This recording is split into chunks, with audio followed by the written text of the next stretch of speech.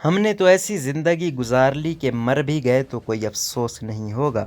جعفر رضوی کے مطابق اٹھاؤ اور گاڑی میں ڈالو۔ میری بات سن کر ڈیوٹی پر موجود ڈاکٹر اور عامر لیاقت کی پہلی اہلیہ بشرا دونوں ہی ششدر رہ گئے۔ یہ کراچی کے سب سے بڑے ہسپتال کا شعبہ حادثات تھا اور رات گئے جس بے ہوش مریض کو اٹھانے کے لیے میرا لہجہ اتنا تحکمانہ ہو رہا تھا وہ تھے ڈاکٹر عامر لیاقت حسین۔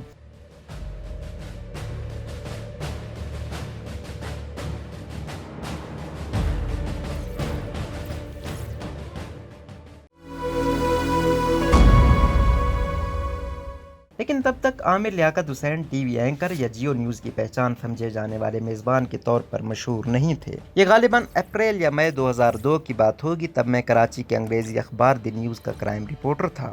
اس رات اخبار کی کاپی چھپنے کے لیے روانہ کیے جانے کے بعد میں اپنے باس عامر ملک کے ساتھ کوئی 2 بجے رات کو آئی چندری گڑھ روڈ پر دی نیوز کے دفتر سے نکل کر کھانا کھانے کے لیے انڈس ہائی وے پر واقع ہوٹل میں اپنا پسندیدہ کھانا کھانے جا رہا تھا، اور یہ کوئی انوکھی بات نہیں تھی۔ پرنٹ میڈیا کے زمانے میں کراچی جیسے شہر میں ہم صحافیوں خصوصاً کرائم رپورٹرز کو کھانا کھانے کا وقت رات کے اسی پہر ملتا تھا۔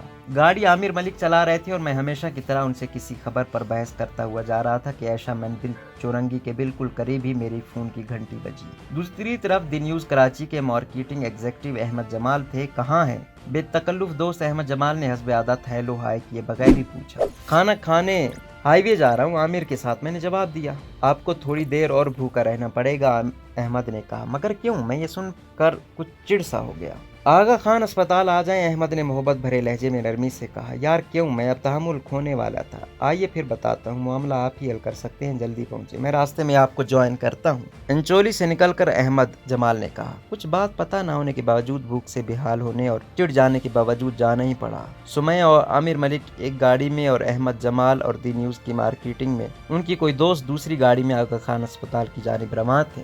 گاڑی جیسے ہی آغا خان اسپتال کے شعبہ حادثات کے دروازے پر رکی تو ہم سب اترے اور قریباً بھاگتے ہوئے اندر داخل ہوئے۔ جو پہلی شکل مجھے دروازے پر پریشان حال نظر آئی وہ عامر لیاقت حسین کی پہلی اہلیہ بشرا صاحبہ کی تھی۔ انہیں دیکھتے ہی میں احمد جمال کی طرف مڑا۔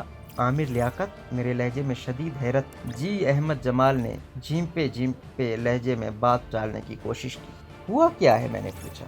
خودکشی کی کوشش، احمد نے چلتے چلتے بتایا۔ تب تک ہم وارڈ کے تقریباً اندر پہنچ چکے تھے۔ اندر کا منظر کوئی بہت خوش کن نہیں تھا، ظاہر ہے کہ کسی اسپتال کے شعبہ حادثات میں ایسا ہو بھی نہیں سکتا۔ اندر میرے دیرینہ دوست اور تب FM 101 نامی ریڈیو کے میزبان اور جلد ہی لانچ ہونے والے جیو ٹی وی کے ممکنہ میزبان عامر لیاقت ایک بیڈ پر سکڑے ہوئے قریباً بے ہوش حالت میں پڑے تھے۔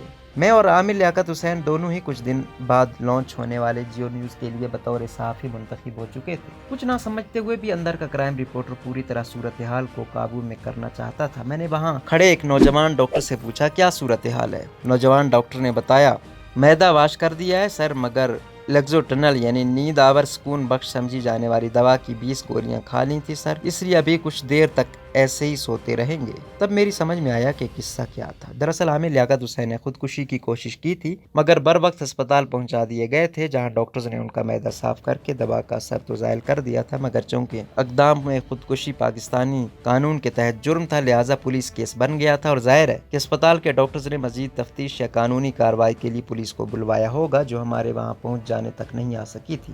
بس چونکہ عامر لیاقت میرے زمانہ طالب علمی کے دوست بھی تھے لہٰذا اب مجھے ڈاکٹر عامر لیاقت کو وہاں سے بحفاظت نکالنا بھی تھا۔ میں پھر بتا دوں کہ مجھے آج تک نہیں پتا کہ کون ایسا چاہتا تھا اور مجھے یہ ہدایت کس نے دی تھی۔ تبھی میں نے اپنے تحکمانہ انداز سے صورتحال پر حاوی ہونے کا فیصلہ کیا اور اسپتال کے ماحول کے مطابق کارروائی کی۔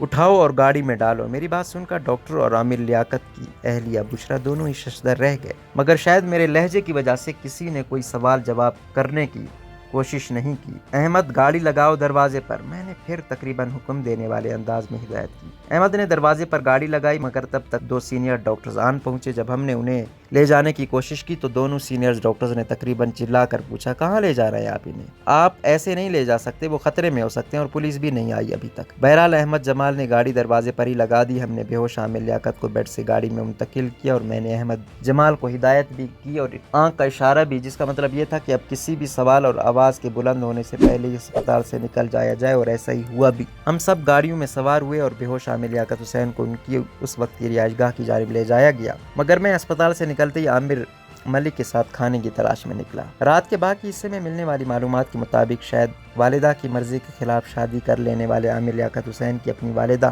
بیگم محمودہ سلطانہ سے کسی بات پر تلخ کلامی ہوئی تھی، جس کے بعد انتہائی دل برداشت عامر لیاقت حسین نے خواب آور دوا کی 20 گولیاں کھا کر خودکشی کی کوشش کی تھی۔ وہ دوا کھاتے ہی گھر سے نکل آئے تھے اور نہ جانے کیسے قریب واقع پاکستان ٹیلی ویژن سینٹر کراچی اسٹیشن کے قریب سڑک پر کسی ٹیکسی ڈرائیور کو بے ہوش حالت میں ملے تھے، جو جان بچانے اور انہیں طبی امداد بہم پہنچانے کے غرض سے آغا خان ہسپتال لے آئے تھے، اور وہاں طبی امداد کے دوران ڈاکٹرز کا اندازہ ہوا کہ دوا کی اتنی زیادہ مقدار کھانے سے ایسا ہوا اور یہ اقدام خودکشی ہو سکتا ہے۔ اگرچہ بعد میں عامر لیاقت سے ان کی پوری زندگی رابطے اور ملاقاتیں بھی رہیں اور ساتھ کام بھی کیا اور سوشل میڈیا پر ان کی اہلیہ سے بھی رابطہ رہا، مگر میں نے اس بات کا تذکرہ دونوں سے پھر کبھی نہیں کیا۔ یہ پہلا یا آخری موقع نہیں تھا جب تنازعات سے بھرپور مگر ایک ایونٹ فل لائف گزارنے والے عامر لیاقت حسین نے کوئی انہونی کی ہو۔ عامر لیاقت حسین اور میں سن 1980 کی دہائی سے دوست رہے تھے، تب سے جب وہ تعلیمی اداروں میں ہونے والے مباحثوں کے بڑے معروف اور نامور خطیب ہوا کرتے تھے، اور میں نیشنل اسٹوڈنٹس فیڈریشن کراچی کا جنرل سیکریٹری اور صدر تھا۔ یہ تعلق دراصل مختلف تعلیمی اداروں کے درمیان بین الاضلاع مباحثے یا پھر ریڈیو پاکستان کی نشریات بزم طلباء سے استوار ہوا تھا۔ تب ہم دونوں اسکول کے طالب علم تھے اور ایسے مباحثوں اور مقابلوں میں بھرپور شرکت کرتے تھے، میں سامع کی حیثیت سے اور بڑے دبنگ ڈیبیٹر کی حیثیت سے۔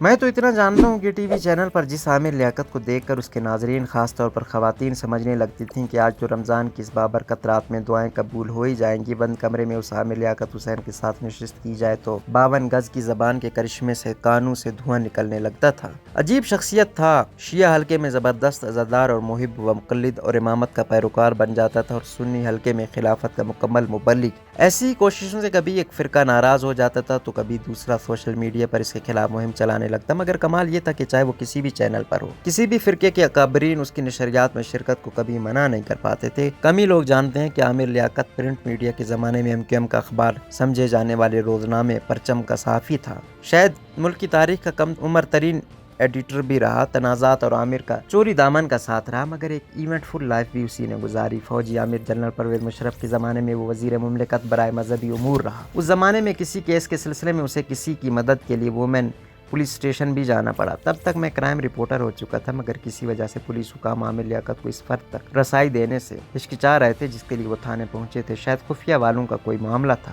بس پھر تو قیامت ہی ہو گئی، ایک وزیر مملکت کو بھی رسائی نہیں مل رہی تھی، تو آپ خود اندازہ کر لیجئے کہ کتنا نازک معاملہ تھا۔ اچانک عامر لیاقت حسین کا سیاستدان بیدار ہو گیا، اس نے چیخ کر کہا، اچھا تو پھر میں ابھی جنرل مشرف کو سوتے سے اٹھا دیتا ہوں، آپ کیسے منع کر سکتے ہماری درخواست ماننے سے۔ عامر لیاقت نے موقع پر موجود حکام کی دھمکی دی اور یہی دھمکی کام بھی کر گئی۔ عامر لیاقت جنرل مشرف کو سوتے سے اٹھا سکتے تھے یا نہیں، لیکن تھانے میں موجود حکام کی نیند ضرور اڑا سکتے تھے۔ اگر میری یادداشت درست کام کر رہی ہے تو صدر مشرف کے معاون اور انتہائی قریبی قابل اعتماد ساتھی بریگیڈیئر اختر ضامن بھی تھانے آئے تھے، اور پھر بات عامر لیاقت ہی کی مانی گئی۔ جب وہ وزیر بن کر پہلی بار دی نیوز آئے تو رات کو کھانے پر جانے کا قصد کیا۔ ہمیشہ کی طرح انپریڈکٹیبل، ناقابل پیش گوئی عامر لیاقت حسین نے اس رات بھی غیر متوقع انداز اپنایا۔ اپنی گاڑی سے اترے، دوست کے ساتھ نشست کے قریب آئے اور دروازہ کھول کر کہنے لگے، تم کیوں اس گاڑی میں بیٹھ رہے ہو؟ دیکھو بھائی، ہم تو وزیر بھی بن گئے اور باقی سارے شوق بھی اس زندگی میں پورے کر لیے، اب اگر اس پرتشدد شہر میں کوئی اس گاڑی پر حملہ کر کے گھات لگا کر گولی بندوق یا بم دھماکے کے ذریعے ہمیں مار بھی ڈالے تو بھی ہمیں مرتے وقت کوئی خلش اور کوئی حسرت نہیں رہ جائے گی، کیونکہ ہم نے تو عروج دیکھ لیا، وزیر بن گئے، سارے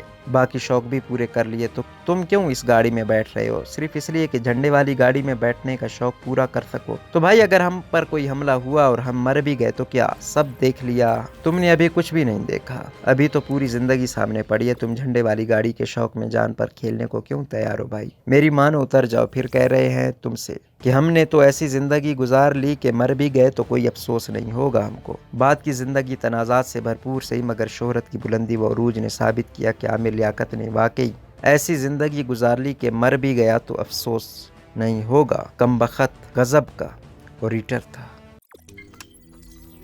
روزنامہ قدرت کی ویڈیو دیکھنے کے لیے ابھی YouTube چینل پر سبسکرائب کریں اور بیل آئیکن پر بھی کلک کریں۔